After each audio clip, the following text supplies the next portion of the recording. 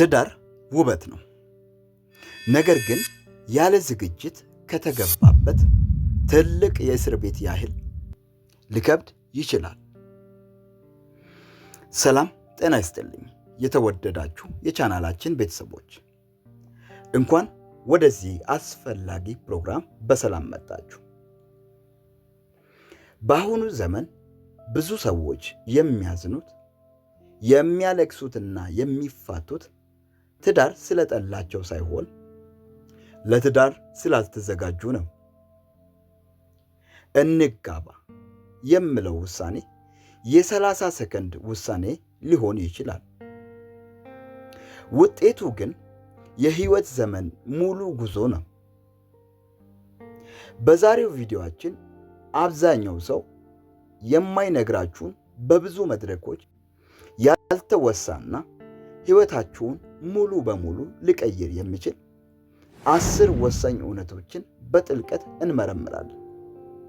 እስከ መጨረሻው ከተከታተላችሁ ለጋብቻ ያላችሁ እይታ ሙሉ በሙሉ ይለወጣል።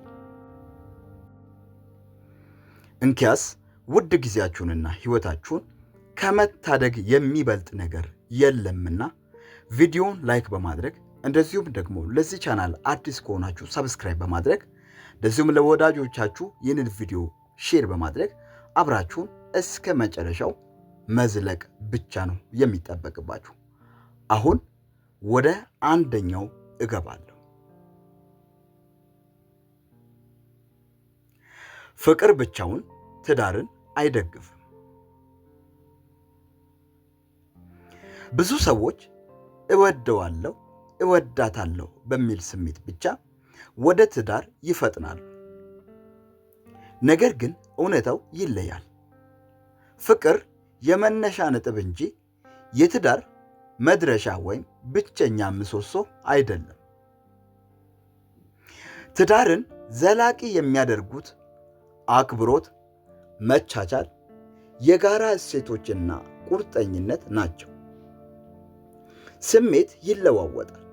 አውሎ ነፋስ ሲመጣ የሚያቆማችሁ ስሜታዊ ፍቅር ሳይሆን ለቃል ኪዳናችሁ ያላችሁ ታማኝነት ብቻ ነው። ኤፌሶን መጽሐፍ ምዕራፍ 4 ከቁጥር 2 እስከ 3 እንዲህ ይላል፣ በፍቅር ታገሱ፣ የሰላምም ማሰሪያ በሆነው በመንፈስ አንድነትን ለመጠበቅ ትጉ ይላል። ለዚህ ነው ከመቸኮላችሁ በፊት ከዚህ ሰው ጋር ስሜቴ ሲቀዘቅዝ እንኳን ማከብረውና የምታገሰው ሰው ነውን ብላችሁ መጠየቅ ያለባችሁ። ሁለተኛ፣ የሰውየውን ወይም የሴትዮዋን ቁጣና ጭንቀት ጊዜ ባህሪ እወቁ።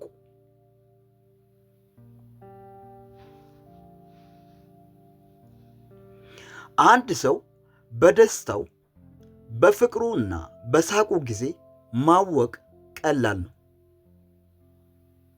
እውነተኛ የሰው ማንነት የሚወጣው ግን በተናደደ፣ በተጨነቀ ወይም ነገሮች ባልተሳኩበት ጊዜ ነው።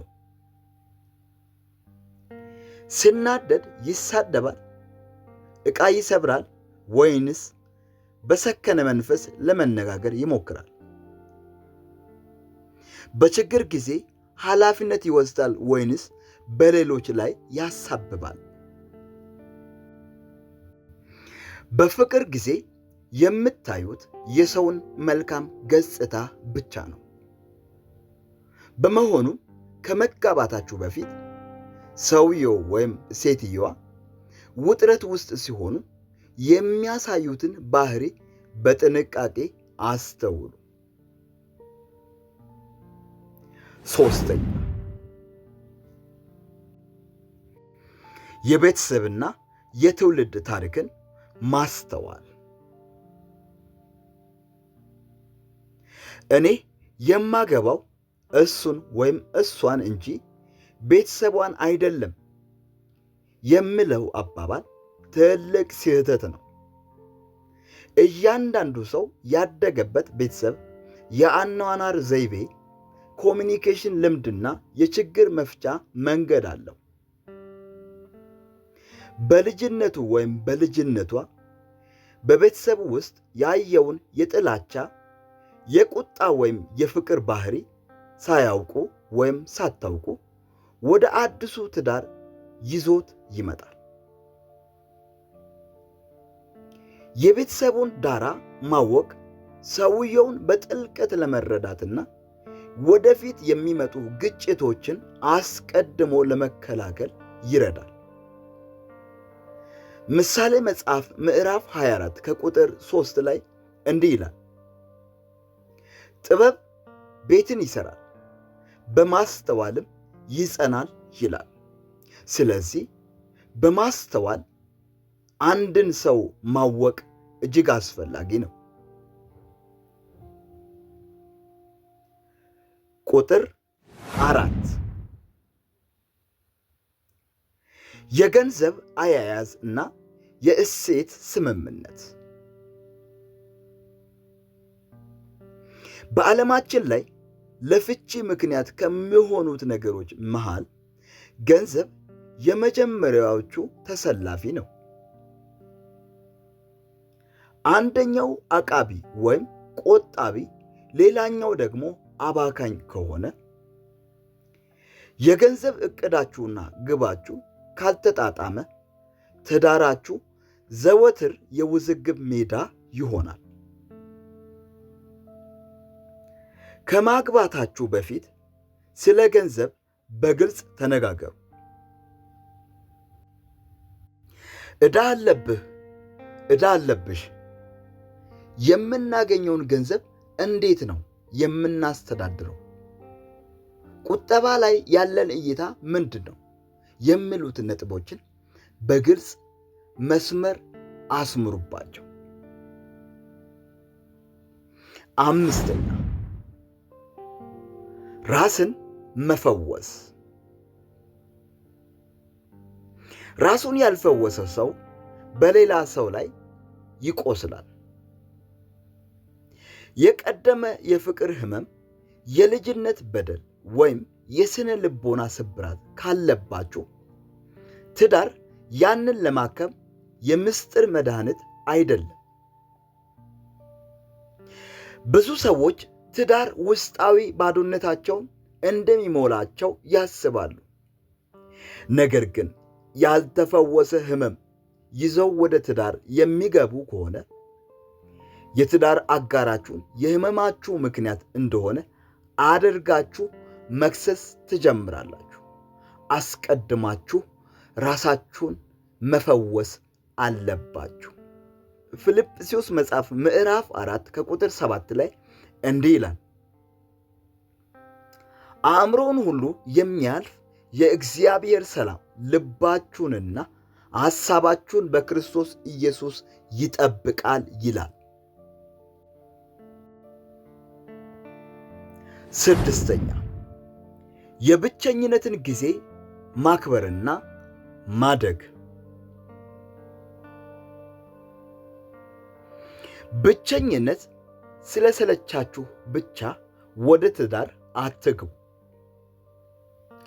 በብቸኝነት ጊዜው ደስተኛ መሆን ያልቻለ ሰው በትዳር ውስጥም ደስተኛ ሊሆን አይችልም። ትዳር የሁለት ሙሉ ሰዎች ስብስብ እንጂ የሁለት ጎዶሎ ሰዎች ጥምረት አይደለም። በነጠላነት ሕይወታችሁ የራሳችሁ ግብ፣ ዓላማና ደስታ ይኑራችሁ። ያኔ የምታገኙት አጋር የሕይወታችሁ ማሟያ ሳይሆን አብሮ አደጋችሁ ይሆናል። 7. የኮሚኒኬሽንና የችግር አፈታት ችሎታ። ትዳር ውስጥ ግጭት አለመኖሩ ሳይሆን ግጭት ሲፈጠር እንዴት ትፈቱታላችሁ የሚለው ነው ዋና ነገሩ። ችግር ሲፈጠር ዝምታ ነው የምትመርጡት ወይንስ ተቀራርቦ በመነጋገር መፍትሄ መፈለግ። እውነተኛ ትዳር የሚገነባው ማሸነፍና መሸነፍ ባለበት፣ ሁለቱም ወገኖች የሚደማመጡበት ድልድይ ሲኖር ብቻ ነው። 8ኛ ሃይማኖታዊና መንፈሳዊ አንድነት። የእምነትና የመንፈሳዊ አቋም ልዩነት በትዳር ውስጥ ትልቅ ፈተና ነው። በተለይ ልጅ በሚወለድበትና የህይወት ውሳኔዎች በሚወሰኑበት ጊዜ የእምነት መለያየት ትልቅ ግጭት ይፈጥራል።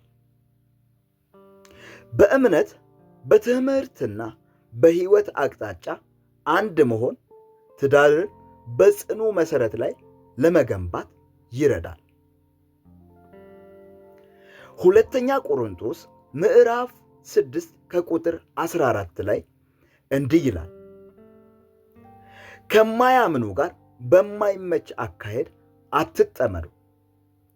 ጽድቅ ከአመፃ ጋር ምን ተካፋይነት አለው? ብርሃንም ከጨለማ ጋር ምን ኅብረት አለው? ይላል።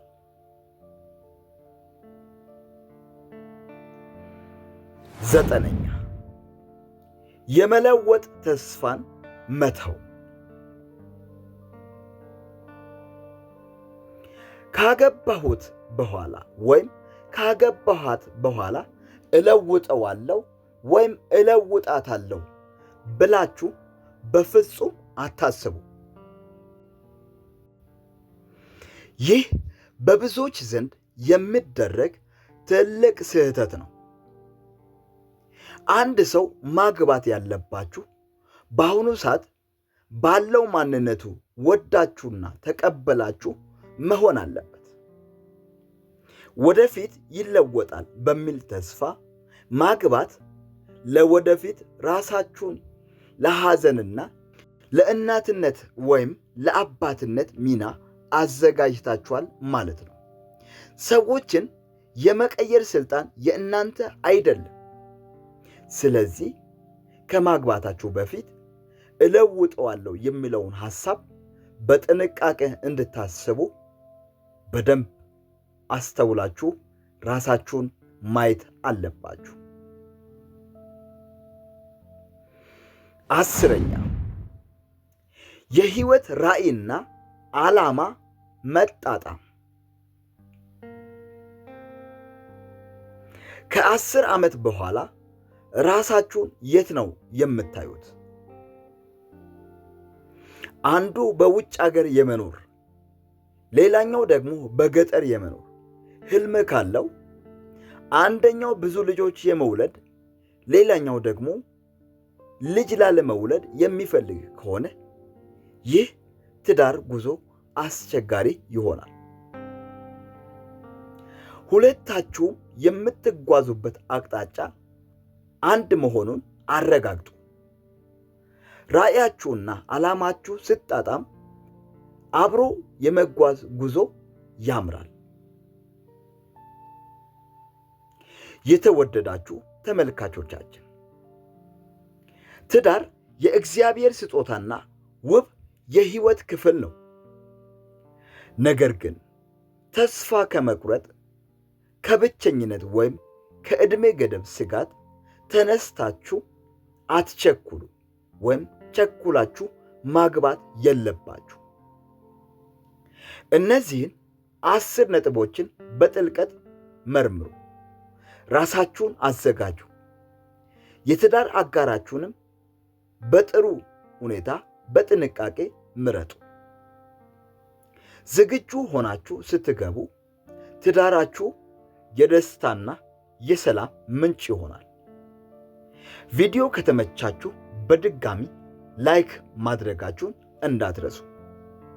ለወዳጆቻችሁ ደግሞ ሼር አድርጋችሁ በእነዚህ 10 ነጥቦች ላይ ያላችሁ አስተያየት ከታች ባለው በኮሜንት መስጫው ላይ መጻፋችሁን እንዳትረሱ። ለዚህ ቻናል አዲስ ከሆናችሁ ሰብስክራይብ በማድረግ የደውል ምልክቷን በመጫን ቤተሰብ መሆናችሁን እንዳትረሱ። እስከሚቀጥለው ቪዲዮ ድረስ በሰላም ቆዩልኝ። አመሰግናለሁ። ቻው።